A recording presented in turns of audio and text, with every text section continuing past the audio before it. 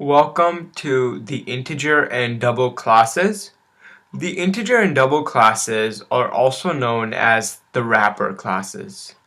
So let's start off by going over what is a wrapper class, and then we'll take a look at the integer class, and then we'll look at the integer.minValue and the integer.maxValue constants, and then we'll take a look at the double class, and we'll finish off by looking at some examples. And part of what I'm going to be doing today is, as we go over a concept, I'm going to move to Dr. Java in between slides, and I'm going to explain you exactly what we go over, and you can see the different methods that we go over in action as I talk about them. So let's start off by understanding what is a wrapper class. So the purpose of a wrapper class is to take primitive types and convert them into objects. So basically, as you can tell, a wrapper class takes primitive types and wraps. So that's where the word wrapper comes from. So the wrapper class takes primitive types and wraps them into objects. And it also, another function of it is that it unwraps. So as you can see, the opposite of wrapping is unwrapping. So similarly to taking primitive types from going to objects, you can also take objects and take them back to primitive types. So it works both ways. And this is often used when you need an object for a specific reason, but you have a primitive value, often when you want to use some method that is specific to objects. And this is where the wrapper class fits in. It's not really something common where you just want to randomly change from primitive type to object, but when you need to use some method that is, or some function that is meant for objects, it's necessary to convert using the wrapper classes. And the wrapper classes we'll be looking at today are the integer and double class. And there's a wrapper class for all of the primitive types, including a Boolean class, but the most important two wrapper classes are the integer and double class, and the Boolean class is not covered on the AP Computer Science exam. So now let's take a look at the integer class. So the integer class has a variety of methods, and as I mentioned, it's a wrapper class, and it's used basically when you want to convert an primitive type integer to a object. And how it works is, so the first method we'll be looking at is the method that enables this boxing or wrapping to occur. And that is basically the integer class. And what the integer class does is it takes an int value or an integer and it converts it to an integer. And the difference between the original and the second is that the first is a primitive type, int. The second is an object, a capital integer, and that's the difference. And being able to convert it to an object enables us to use some methods that are specific for objects. So for this method, you'll simply put in an integer as the parameter, and it's automatically generated. And the next method that we'll be taking a look at is int value. And this method, basically what it does is it's like the reverse of the previous method we went over. And this method takes an integer object and converts it to the primitive type int. And this is known as unboxing or unwrapping. And simply it returns an int, it returns an integer, and it does not take in any arguments. And the next method we'll be taking a look at is the compare to method. So you may remember the compare to method from when we were talking about strings. And as you know, the compare to method is used when we are talking about objects. So the compare to method, you basically what happens is that there is an integer returned, and the integer will be less than 0 if the first integer or object is smaller than the second. 0 will be returned if both integers are equal, and greater than 0 will be returned if the first is bigger. And keep in mind that this only works with objects. So as you can see, the parameter is an object. So that means if you were to use a primitive type, that would not work. And that's part of the reason why we use wrapper classes. So next what I'm going to do is I'm going to go straight to Dr. Java, and there we're going to take a look at some of the different methods in action, some of the methods that we've gone over. So here we are in Dr. Java. I have a file set up, and that's math test Java, and I have the class declared, the main method declared, and now I'm gonna put in some simple statements, and we're gonna look at them together. So the first statement I'll be putting in is integer. So notice how when I typed integer, I did not use the int like this. I used a capital I and I typed out the whole thing. And this tells the computer that we're not using the int primitive type, we're using the integer object. And I put integer I equals new integer. Let's say, how about 2? Okay.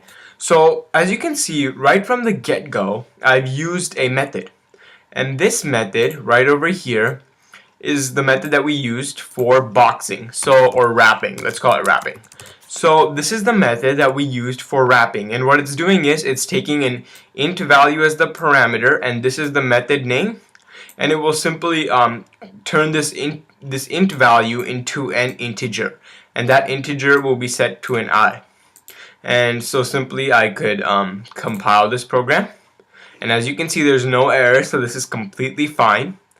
And if I were to let's say that I wanted to declare an int type, so keep in note that this is a primitive type now because the type I've declared is int. And let's say I want to declare an int b, and let's say I want to set it to the value of whatever my integer I is, whatever my integer object I has the value of. So what I would do here is I would go I dot int value. And there we go. So now what this would do is this would give b, or the int primitive type b, whatever value, whatever int value the integer object I has. So as you can see, we went over the int value, which basically unwraps because now it's converting this integer type into an int type. And as you can see, we use the dot operator right here, and we go I dot int value. So there's no parameters here because it simply is taking this I object and it's getting the int value and it's returning an integer. So let's print these two. Let's print these two different variables out, and let's see what the result is. So system dot out dot println, and let's print out I. And after that, let's print out b on the next line. So I'll go right here, and now let's print out b. So let's compile the program, and let's run the program. So as you can see, 2 is printed out twice. Now, part of the reason 2 was printed out is because the toString method was invoked, which is a method we've talked about earlier in the course, where basically any object is automatically converted to a string, and we'll be taking a look at that that method a little bit later in this lecture itself. So now the last method that I'll be taking a look at in this brief time that we're on Dr. Java is the compare_to method. So what the compare_to method does is, as you remember with the strings, it compares two different values, and so in our case it will be comparing two different integer objects, and it returns an integer value which is less than 0 if the first object is smaller than the second object. It returns a value of 0 if the first object is equal to the second object, and it returns a value greater than 0 if the first object is bigger than the second object. So we're going to take a look at all of these different phases and see what we get. So let's delete this. So we're going to maintain integer I, and now let's go integer object b equals new integer, let's say 3. So as we know, the second object b is bigger than the other object. So now what we're going to do is we're going to use the compare_to method. So remember, the compare_to method takes one object as a parameter. So we would go I, which is the first object. I is the first object. I dot compare_to, and then in parentheses we would place the second object, which in this case is b. So right here. Now, whatever I dot compare_to b returns will tell us whether I is bigger or b is bigger. So let's do one thing, and let's print out the result. So let's go system.out.println, right around this statement, so that we understand exactly what's going on. So now whatever the result comes out to be, we'll be able to see that, and we'll be able to determine the relationship between I and B. So let's compile, and then let's run. And as you can see, the value comes out to be -1. Now -1 is less than 0. And because -1 is less than 0, we know that the first object is smaller than the second object. And because the first object is smaller than the second object, that means that I has a smaller value than B does, which is true. 2 is smaller than 3. Now let's change the value of B to 2. And by changing it to 2, the value of I and the value of B is exactly the same. And because it's the same, when we run the program this time, we should expect to get a value of exactly 0, because that's what comes when both objects are equivalent to each other. So let's do it again. Let's compile, and let's run. And as you can see, it comes out to be 0. And finally, let's make B smaller than I. And what's going to happen here is, when we run this program, we should get a value greater than 0. And the reason we should get a value greater than 0 is because the compare-to method always returns an integer greater than 0 when the first object, or I in this case, is bigger than the second object, or B in this case. So 2 is bigger than 1, so we would expect a value greater than 0. It can be any integer greater than 0. So let's compile, and let's run. And as you can see, the result comes out to be 1. And this 1 tells us that basically the first object is bigger than the second object. So basically I is bigger than B. Now if we were to switch around B, and I was supposed to put B, and we were to put I over here, and now basically B is the first object and I is the second object, we know that B is smaller than I, and B is the first object. So now we should expect to get a value of -1, and let's run it and check it out. So we do get a value of -1, and which is less than 0, and the reason we get a value less than 0 is because the first object, B, which has a value of 1, is less than the second object, I, which has a value of 2. Now let's return to the presentation and continue learning about more methods. So back to the presentation, let's take a look at the next slide. So we're going to look at just a few methods over here, and these methods we've gone over earlier in the course. But the first method we'll be taking a look at is the toString method. And we know that the toString method automatically converts whatever object to a string. And it's automatically invoked when you try to print out the object. So for example, if I were to try to print out any integer object, it would automatically be converted from integer object type to a string object, and that string would be printed because that's what it returns. It returns a string, and this method is automatically invoked by the computer when you try to print it out. So only if you would like to override it do you have to mention it, but that's not necessary, so we'll leave it as it is. And then the last method we'll be looking at, that's part of the integer class, is the booleans equals method. And this method we've also taken a look at when we were talking about the object class.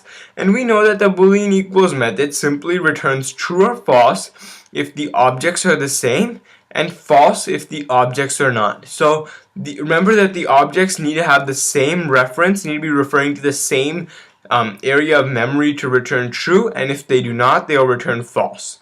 So let's take a look at these two methods in Dr. Java as well.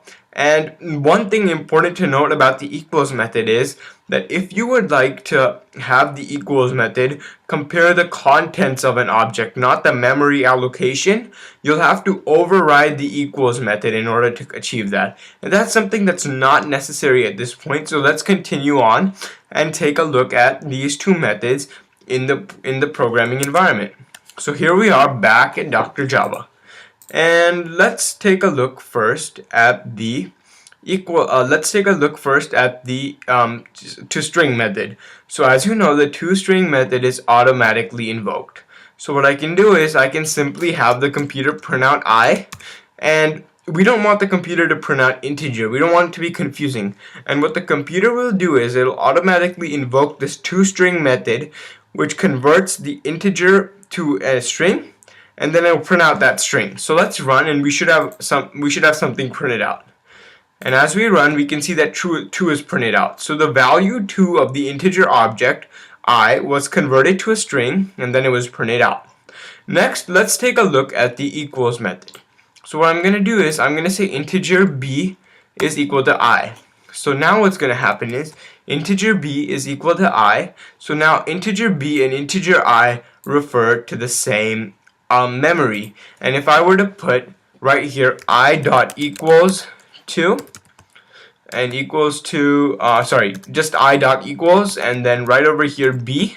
So remember that the equals method takes a parameter of an object, and that's the second object. So similarly to the compare to method, 2 objects are taken in and 1 is taken in as a parameter, and this will return a true or false value that will be printed out. So let's compile, and as you can see, we've come up with an error. And the reason we've come up with an error is because we're missing n parentheses. So that's a mistake that you often make, and thankfully Dr. Java is there to correct us. But since there's 2 parentheses going around the method parameter, 1 more parenthesis needs to go to close the println method. So now if we compile, we should be fine. And as you can see, it returns true because integer b and I are equal to each other. Now let's say if I were to set the value of integer b to new integer, let's say 1. So we set the value to 1. Now let's try to run this again and see what happens. Let's compile and let's run. And now it turns out to be false because they have different values. And that's the equals method, which is used similarly as in the object class as well. Now let's take a look at 2 very, very important constants. And those constants are the integer.min value and the integer.max value. So the integer.max value is a constant that represents the maximum value of an integer, and the integer.min value represents the minimum value of an integer. And these constants are primarily used when you want to set something to negative or positive infinity. So basically, sometimes in your programs you want to use things which are basically equivalent to infinity. So you want to get the highest or lowest, because you'll always know that highest possibility will be higher than everything else. Or you want to get the lowest for any specific condition or anything whatsoever. But if you're using something similar to positive or negative infinity, this is where these 2 constants fit in. So let's go back to Dr. Java and see how they're used. So let's change over here and let's redeclare int right over here. So instead of using the integer object, I'm going to say int I equals integer dot max underscore value. Notice how this max underscore value is completely capitalized, something that needs to happen, and this is a constant. So let's just print out I, and let's see what the value of this constant is. So let's compile and let's run, and as you can see, this is the value of this constant. And now let's set it to min value and see what the value of the minimum possible value of the integer is. And let's compile again and let's run. As you can see, it comes out to be negative a huge number, and that's the minimum and maximum possible for an integer. So that was the integer class, the integer constants, which can be used as a negative and positive infinity in your programs. So now, next we're going to be taking a look at the double class, which is also another wrapper class. And the double class is extremely similar to the integer class. Just as double and int are extremely similar to each other as primitive types, the integer and double class share the same relationship. They literally have the same methods, and within them, the int is replaced by double, and that's exactly all that happens. So let's take a look at the first one, which is when you're converting from a double primitive type to a double object. And simply what this does is, just like the integer class, it takes a double value and converts it to a double object. So we've already taken a look at this, and it's exactly the same, but the int is replaced by double. And next, let's take a look when you want to go from double object back to double. And this is simply the double value method, which returns a double, and that's unboxing or unwrapping. And next, let's look at the compare to method, which we just looked at with the integers.